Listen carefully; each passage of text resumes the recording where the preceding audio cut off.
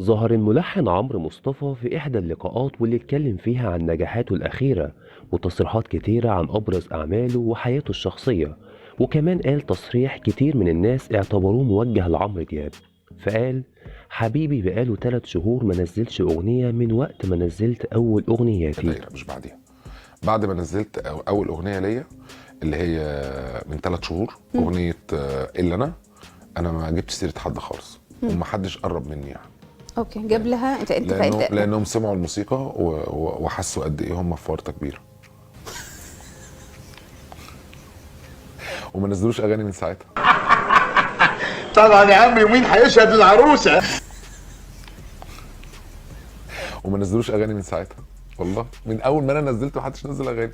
حبيبي قاعد بقى طب اعمل ايه، طب هتفضح، طب ما راحش اعمل حاجه خالص، فما عملش اغاني خالص.